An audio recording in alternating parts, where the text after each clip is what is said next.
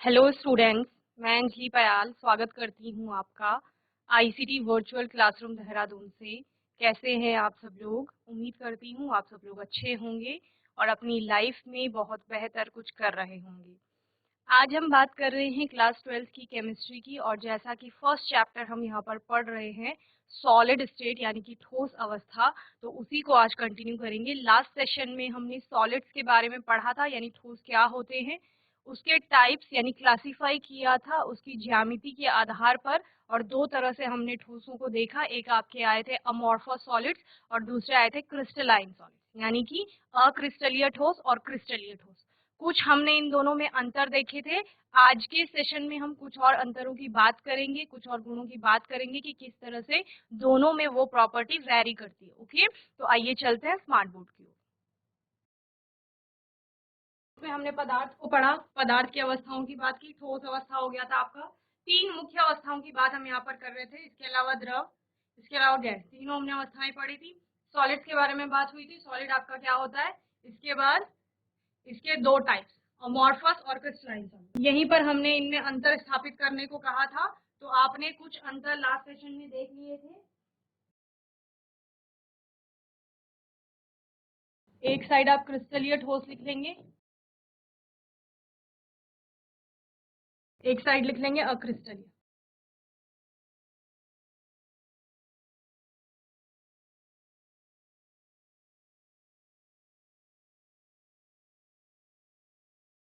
सबसे पहले बात की थी हमने ज्यामिति की।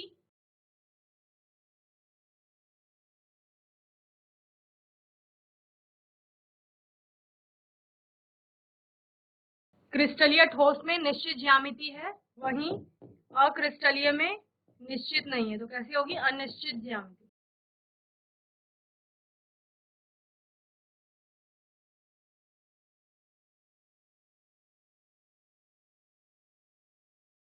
दूसरा अंतर था आपका विदलन।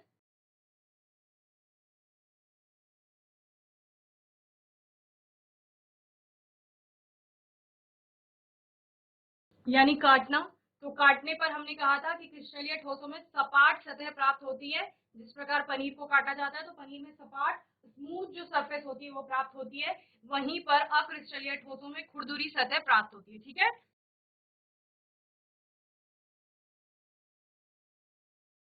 काटने पर सपाट सतह बनती है क्रिस्टलीय ठोसों की।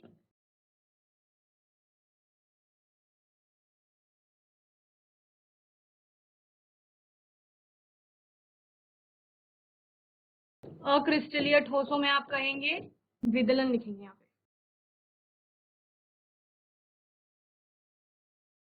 पे विदलन, यानी काटने पर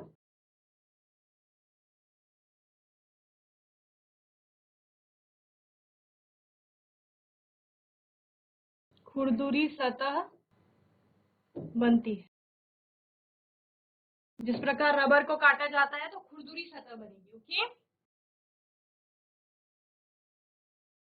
तीसरा मेल्टिंग और बॉइलिंग पॉइंट की बात की थी।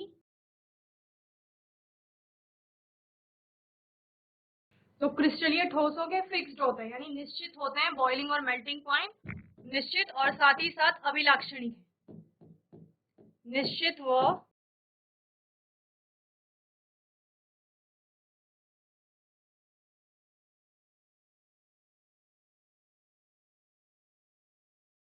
अभिलाक्षणिक होते हैं। ओके, यहाँ आप मेल्टिंग और बॉइलिंग पॉइंट की बात करेंगे, तो ये कैसे थे बच्चों, अनिश्चित, और इनकी एक परास मिलती है। ओके,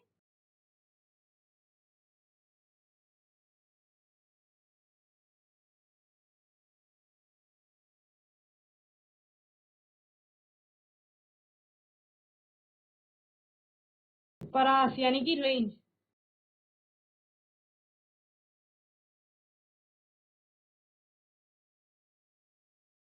इसके अलावा अणु व्यवस्था की बात की थी।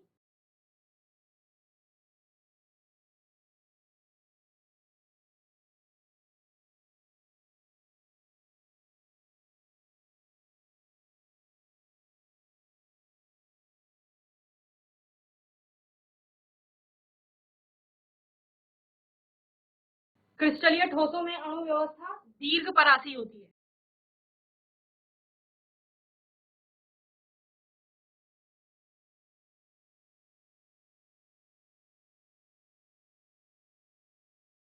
और यहाँ अक्रिस्टलीय में लघुपरासी व्यवस्था है।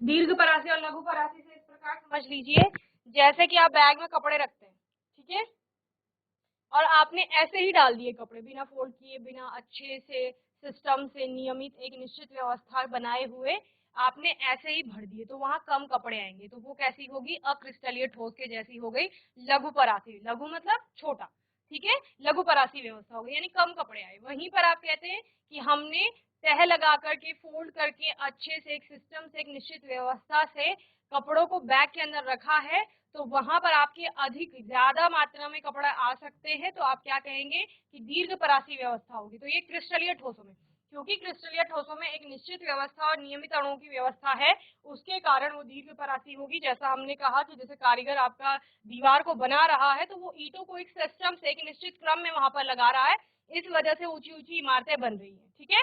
अगर वो उन ईंटों को किसी भी तरह से आड़ी टेढ़ी तिरछी किसी भी तरह से लगा देगा, तो वो लघु परासी हो जाएगी, यानी कि वो दीवार बहुत ऊंची नहीं बनेगी। समझ रहे हैं? तो इसी प्रकार अक्रिस्टलीय ठोस लघु परासी होते हैं, उनकी अणु व्यवस्था, और वहीं पर क्रिस्टलीय ठोसों की दीर्घ परासी व्यवस्था होती है। ओके, इतना हमने यहाँ तक लास्ट सेशन में समझ लिया था। आज के सेशन में कुछ और गुणों की बात करेंगे, उससे पहले उन गुणों को हम समझेंगे कि वो होता क्या है, ठीक है। चलिए, यहाँ पर बात आती है शीतलन वक्र।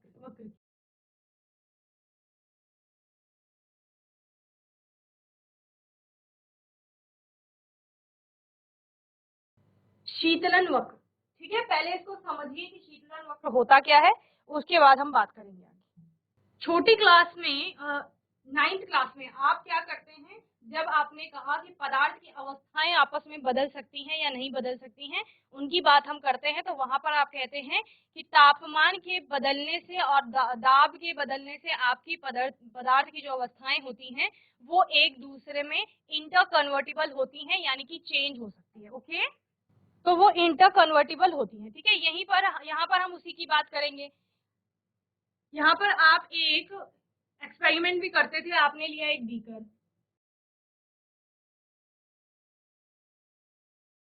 आपने एक बीकर ले लिया, उसमें आपने डाल दी कुछ बर्फ,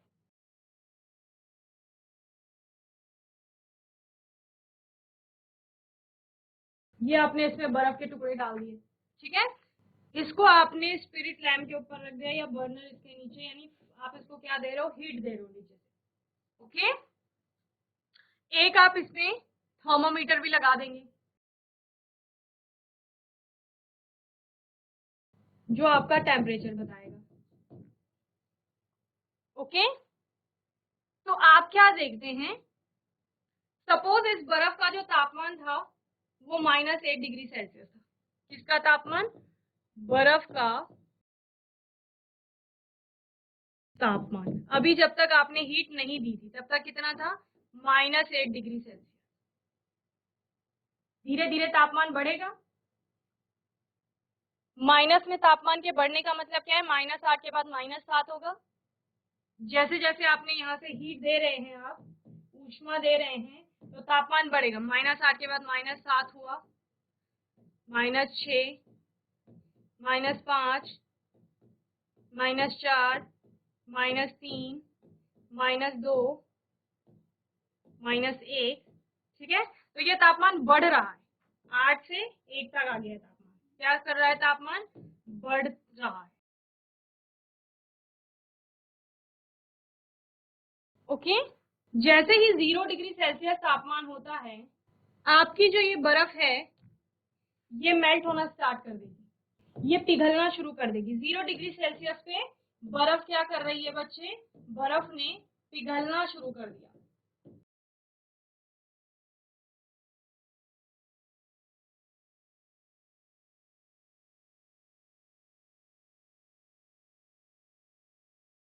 और अभी क्या होता है, आप हीट दिए जा रहे हैं, समय बीत रहा है, लेकिन तापमान आपका फिक्स है 0 डिग्री सेल्सियस। कब तक, जबकि पूरी बर्फ जो है वो पिघल नहीं गई।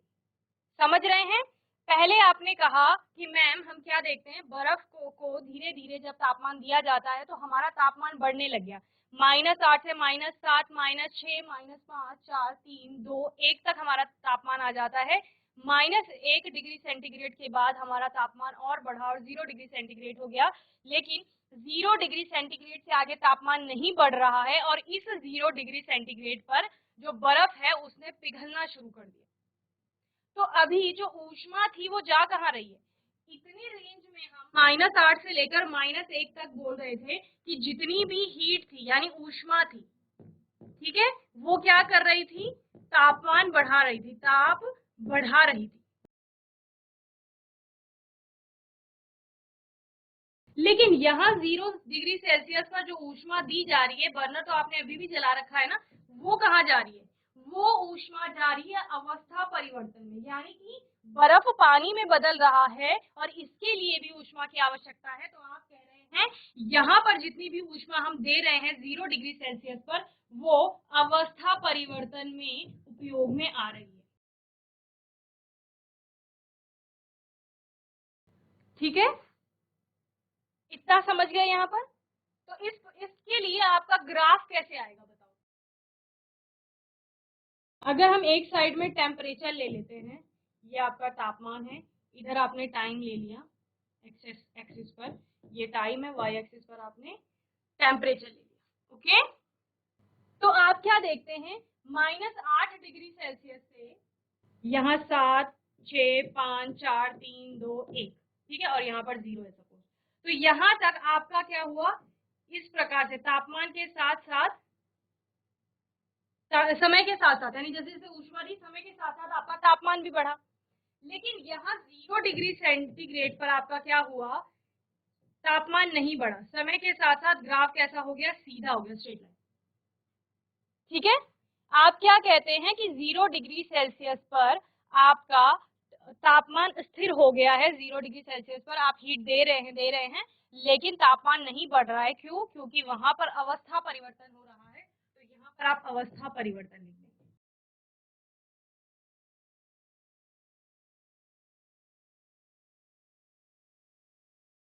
ठीक है, अब 0 डिग्री सेल्सियस पर आपकी सारी बर्फ पिघल चुकी है, फिर से आपने तापमान देना शुरू किया, तो आप क्या देखते हैं, यहां से फिर आपका ग्राफ ऊपर जाएगा, तापमान फिर बढ़ने लगेगा, 0 से आपका 10, 20, 30, 40, 50 इस तरीके से तापमान बढ़ रहा है। यहाँ कहीं 100 डिग्री सेल्सियस तापमान है सपोज, उस 100 डिग्री तापमान पर जा करके आपका ग्राफ फिर इस तरह से हो जाता है, यानी कि 100 डिग्री सेल्सियस पर फिर से आपके तापमान का क्या हो जाएगा, वहां पर तापमान थोड़ी देर के लिए रुक जाएगा। क्यों? जब तक कि आपका पूरा पानी भाप में कन्वर्ट नहीं हो जाता है। ठीक है, तो समझ रहे हैं, यानी अवस्था परिवर्तन जब होगा तो आपका तापमान वहां पर कुछ देर के लिए रुक जाएगा, जब तक कि पूरी अवस्था आपकी परिवर्तित नहीं होती है। जब तक पूरी बर्फ पिघल नहीं गई थी तब तक तापमान 0 डिग्री सेंटीग्रेड ही रहा। समझ रहे हैं? ऐसे ही जब तक आपकी पूरी जो पानी है वो बर्फ आपका भाप में नहीं बदला, तब तक अवस्था परिवर्तन के लिए वहां पर तापमान स्थिर रहा 100 डिग्री सेंटीग्रेड। ठीक है, तो यहाँ पर भी आपका क्या हो रहा है बच्चे, यहाँ पर भी आपका अवस्था परिवर्तन हो रहा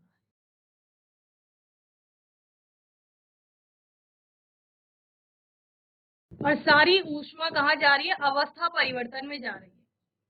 ओके, चलिए इतना नोट करेंगे फिर आगे देखेंगे। तो ये आपका हो गया तापमान बढ़ाने पर।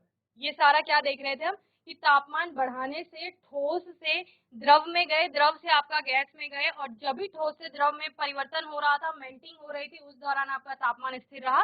बर्फ का आपने यहाँ पर एग्जाम्पल लिया। इसके बाद हमने क्या कहा कि जैसे जैसे हम क्या करते हैं, फिर से द्रव को हम वेपराइज करने का प्रयास करते हैं, यानी कि जब हम मेल्टिंग के बाद बॉइलिंग पॉइंट की बात करेंगे, तो उस दौरान भी जब भी बॉइलिंग पॉइंट पर तापमान पहुंच जाएगा तो उस दौरान भी आपका तापमान कुछ देर के लिए स्थिर रहेगा। क्यों?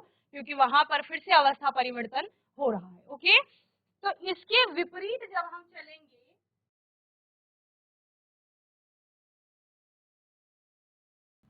तो आपको क्या देखने को मिलेगा, आप कहते हैं कि मैम तापमान बढ़ाने से तो हम ठोस में गए, ठोस से द्रव में गए, द्रव से गैसियस अवस्था में चले गए, ठीक है। लेकिन अगर धीरे धीरे तापमान घटाया जाता है तो तापमान घटाने से क्या होगा? अगर आपने भाप को ठंडा किया, भाप का तापमान कम किया आपने, तो क्या हो जाता है? वो आपकी द्रव अवस्था पानी में परिवर्तित हो जाएगी, ठीक है ना। वहीं पर जब आपने पानी को और ठंडा किया तो वो बर्फ में बदल जाता है। तो इसके लिए अब कैसा ग्राफ आएगा? जो ग्राफ आपने अभी बनाया था ठीक उसका उल्टा बना देंगे, वही आपका शीतलन वक्र होगा। शीतलन वक्र क्या कह रहा है कि तापमान कम कर रहे हैं और तापमान कम करने के साथ साथ, समय तो बीत ही रहा है ना, समय बीत रहा है, लेकिन तापमान कम करने के साथ साथ हमें दोबारा वही स्थितियां प्राप्त होंगी जिनमें कि क्या होगा, जब भी वो क्वथनांक पर पहुंचेगा तो तापमान स्थिर हो जाएगा, जब भी वो अपने गलनांक पर पहुंचेगा तो तापमान फिर से स्थिर हो जाएगा, ठीक है। तो यहाँ पर आप फिर से टाइम ले लेंगे यानी समय, और यहाँ पर आप टेम्परेचर यानी तापमान ले लेंगे फिर से वाई एक्सिस पर, ये एक्स एक्सिस पे आपने ले लिया। तापमान क्या कर रहे हैं? कम कर रहे हैं, ठीक है। यहाँ से तापमान हमने कम किया, सेम वही ग्राफ आया, यहाँ पर सपोज 100 डिग्री सेल्सियस है, फिर से इस प्रकार का ग्राफ आ जाएगा, यानी रुक जाएगा तापमान, 100 डिग्री सेल्सियस ही रहेगा, ओके। फिर आपने कहा यहाँ 100 डिग्री से फिर तापमान नीचे किया, और यहाँ फिर 0 डिग्री सेल्सियस पर आपका फिर से सीधा हो गया। तो यहाँ पर क्या है? ये 100 डिग्री सेल्सियस है तापमान, यहाँ पर 0 डिग्री सेल्सियस। क्या हो रहा है? अवस्था परिवर्तन दिखा रहा है।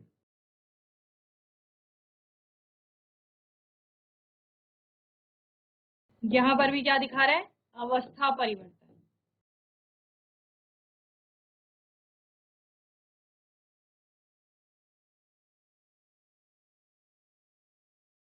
तो हमने क्या कहा, 100 डिग्री सेल्सियस और 0 डिग्री सेल्सियस पर जितना भी तापमान दिया गया वो सब कहाँ गया? वो सब आपका ताप बढ़ाने में नहीं आया काम, बल्कि अवस्था परिवर्तन में काम आया। और 0 डिग्री सेल्सियस से पहले जितना भी तापमान दिया जा रहा था वो सब ताप बढ़ाने में काम आ रहा था, जितनी ऊष्मा दी जा रही थी। और 0 डिग्री सेल्सियस के बाद भी आपने क्या देखा? ग्राफ ऊपर को चढ़ रहा था ना, तो यानी कि आपका जो ऊष्मा थी वो तापमान को बढ़ाने में वहां पर कार्य काम में आ रही थी, ठीक है। तो इस तरीके से ये शीतलन वक्र बन गया है। जब हमने क्या कहा कि पानी के लिए हम देख रहे हैं, सेम इसी प्रकार का वक्र बनता है आपका क्रिस्टलीय ठोसों के लिए, ठीक है। क्रिस्टलाइन सॉलिड्स के लिए आपका इसी प्रकार का वक्र बनता है। और सबसे पहले आप बात करेंगे कि शीतलन वक्र क्या है, तो आप बताएंगे शीतलन यानी ठंडा करना। तो शीतल का मतलब क्या होता है? ठंडा, ठीक है। तो तापमान कम करने पर बनने वाले वक्र को शीतलन वक्र कहा जाता है, ठीक है। चलिए नोट करेंगे।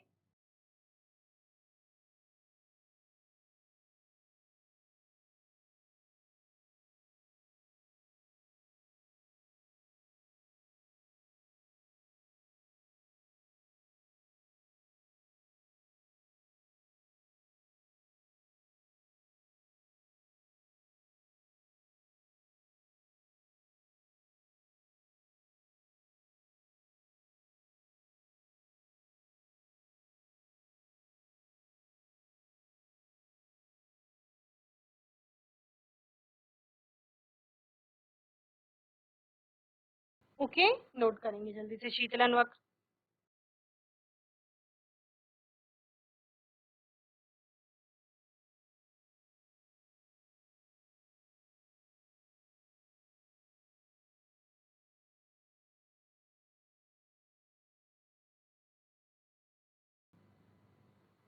चलिए अब क्रिस्टलीय और अक्रिस्टलीय ठोसों में अंतर लिखिए इसके आधार पर।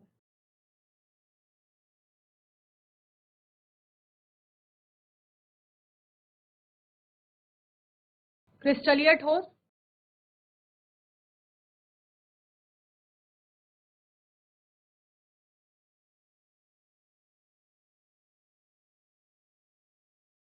अक्रिस्टलीय ठोस, ठीक है।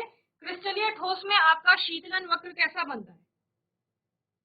फिफ्थ पॉइंट है ये शीतलन वक्र का। तो असतत वक्र बनेगा, आप लिखिए ऐसे, नॉन कॉन्टिन्यूस।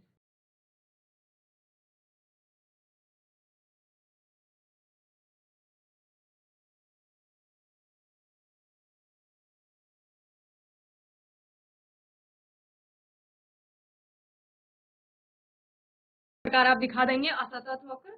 और ये किसके कारण है, यहाँ पर लिख लेंगे निश्चित मेल्टिंग पॉइंट और बॉइलिंग पॉइंट के कारण।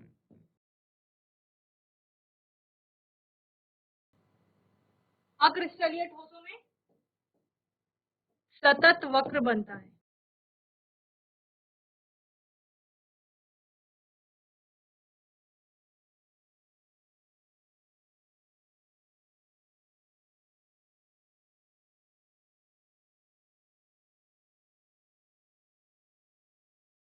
इस प्रकार का, ठीक है। तो जैसे आप रबर का देखेंगे, जब आप उसको पिघलाएंगे, उसको तापमान देंगे, तो कोई निश्चित, क्योंकि मेल्टिंग और बॉइलिंग पॉइंट नहीं है, तो आपको इस प्रकार का सतत वक्र मिलेगा, क्योंकि यहाँ पर आप ब्रैकेट में लिख भी लेंगे।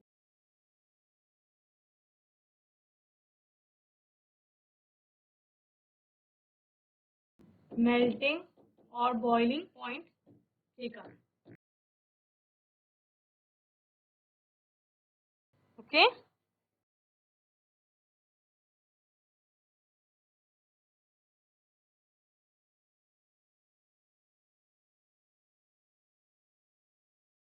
सिक्स है आपका दैशिकता। अब दैशिकता क्या है?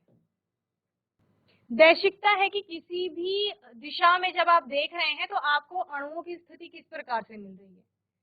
अगर आपको अणुओं की स्थिति एक जैसी मिल रही है तो वो समदैशिक होगा, और अगर अणुओं की स्थिति अलग अलग मिल रही है तो वो कैसा होगा, विषमदैशिक होगा, ओके। चलिए NaCl का एग्जांपल लिया था, उसी का एग्जांपल फिर से ले लेते हैं।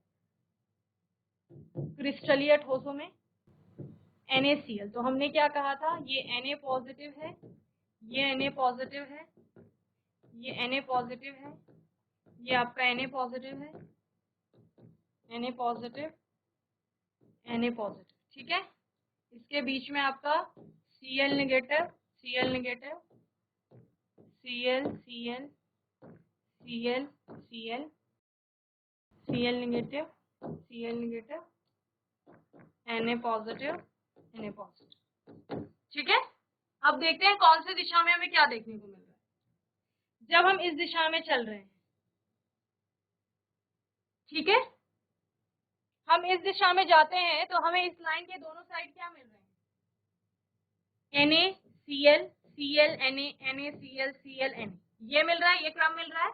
एक जैसा कुछ भी नहीं है, दोनों साइड हमें अलग अलग चीजें देखने को मिल रही है। एक साइड Cl है तो दूसरी साइड Na है।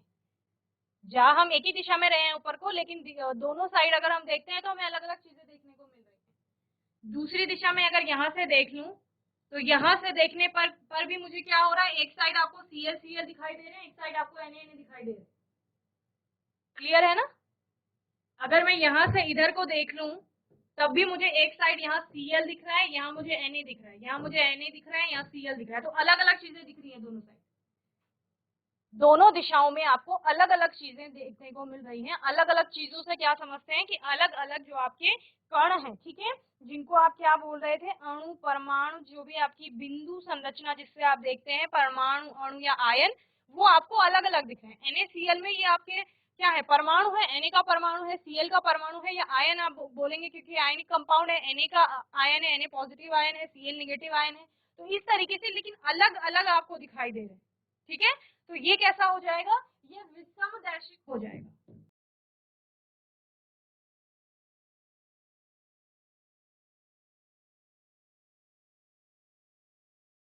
ठीक है, तो क्रिस्टलीय ठोस जो आपके होते हैं वो कैसे होंगे, उनकी दैशिकता वो विषमदैशिक होंगे। वहीं पर अगर आप बात करते हैं, यहाँ पर हम रबर का एग्जाम्पल ले रहे थे अक्रिस्टलीय ठोसों में, तो आपने कहा मैम रबर में तो कुछ भी हो सकता है कहीं पर, जिस प्रकार किसे रिसेस में या लंच के टाइम में जब इंटरवल होता है तो बच्चे कहीं पर भी बैठ जाते हैं, कोई निश्चित क्रम नहीं है उनका, वो कहीं पर भी ग्राउंड में ग्रुप बना के बैठे हैं, कहीं भी बैठे हैं, तो एक निश्चित व्यवस्था नहीं है ग्राउंड में। तो उसी प्रकार रबर में भी यही देखने को मिल रहा है, एक निश्चित व्यवस्था नहीं है। इसमें अगर हम दैशिकता देखते हैं, अगर मैं इस तरफ चलूं तब भी मुझे भीड़ भाड़ दिखाई दे रही है, कुछ भी दिखाई दे रहा है, अगर मैं इस डायरेक्शन में चलूं तब भी मुझे वही दिख रहा है, इस डायरेक्शन में जाती हूँ तब भी मुझे यही सब दिख रहा है, ठीक है। तो ये कैसा हो जाएगा, ये समदैशिक हो जाएगा। समझ रहे हैं, ये हो गया आपका समदैशिक। क्योंकि सभी स्थितियों में मुझे वही सब चीजें दिख रही है। मैंने ग्राउंड में किसी भी डायरेक्शन में देखा मुझे बच्चे अलग अलग ग्रुप में दिख रहे हैं, कहीं भी बिखरे हुए बैठे हुए दिख रहे हैं। ओके, तो ये समदैशिक हो गया। जब मैं NaCl में देख रही हूँ तो एक साइड मुझे Na दिख रहा है, दूसरी साइड Cl दिख रहा है, फिर Cl दिख रहा है, Na दिख रहा है, तो सेम चीजें नहीं आ रही है, तो उनको हमने विषमदैशिक बोल दिया। ओके, तो इस प्रकार से दैशिकता में आप लिखेंगे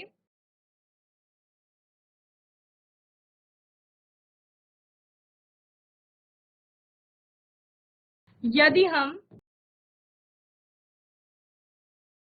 ठोस में, कौन सा ठोस है ये, क्रिस्टलीय, ठीक है,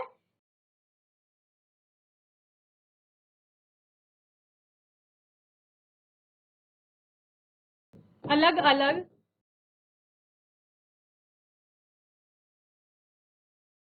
दिशाओं में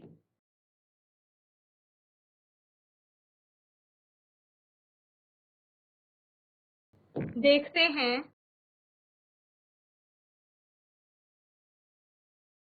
तो भिन्न भिन्न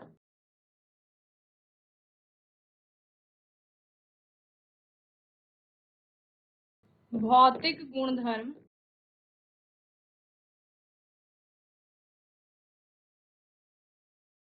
दिखते हैं। ठीक है, अतः ये कैसा होगा, विषमदैशिक होता है।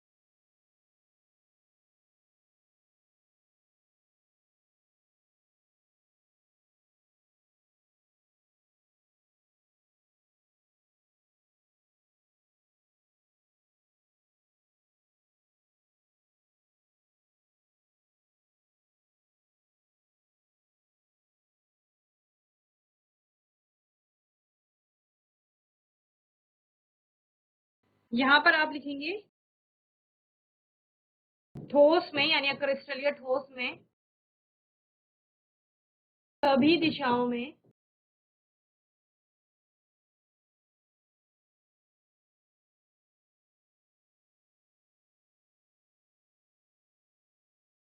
भौतिक गुणधर्म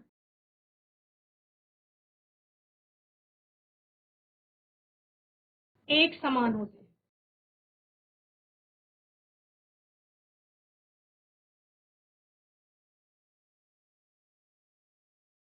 अतः ये कैसा हो जाएंगे, समदैशिक।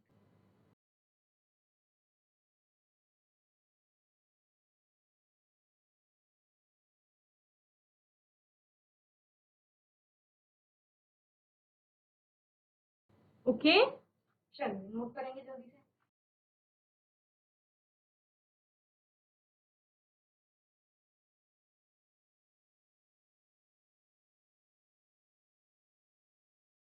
तो बच्चों, मैं उम्मीद करती हूँ आज का सेशन आपको अच्छे से समझ में आया होगा।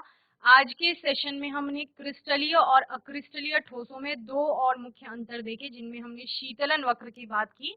मैं उम्मीद करती हूँ शीतलन वक्र आपको अच्छे से समझ में आ गया होगा, क्योंकि ये 9th क्लास का टॉपिक है, जहाँ पर हम अवस्था में परिवर्तन देखते हैं और परिवर्तन की बात करते हैं कि तापमान के प्रभाव से किस प्रकार से परिवर्तन होता है। ठीक है, वही बात आज हमने यहाँ पर की। तो शीतलन वक्र, चूंकि वहां पर क्रिस्टलीय ठोसों का जो मेल्टिंग और बॉइलिंग पॉइंट है वो निश्चित है, तो असतत वक्र आ रहा है, जबकि कॉन्टिन्यूअस और सतत वक्र आ रहा है अक्रिस्टलीय ठोसों के लिए, क्योंकि उनका कोई निश्चित मेल्टिंग और बॉइलिंग पॉइंट नहीं। ठीक है, साथ ही दैशिकता की बात की तो आपके क्रिस्टलीय ठोस जो होते हैं वो विषम दैशिक होते हैं, और वहीं पर अक्रिस्टलीय ठोस आपके समदैशिक होते हैं। ठीक है, आने वाले सेशन में हम क्रिस्टलीय ठोस को और आगे पढ़ेंगे, उसकी बात करेंगे। तब तक के लिए आपको अच्छे से रिवाइज करना है। कोई डाउट होगा, क्वेश्चन होगा तो आने वाले सेशन में आप लोग पूछ लेंगे। और तब तक के लिए ICT वर्चुअल क्लासरूम से जुड़ने के लिए धन्यवाद।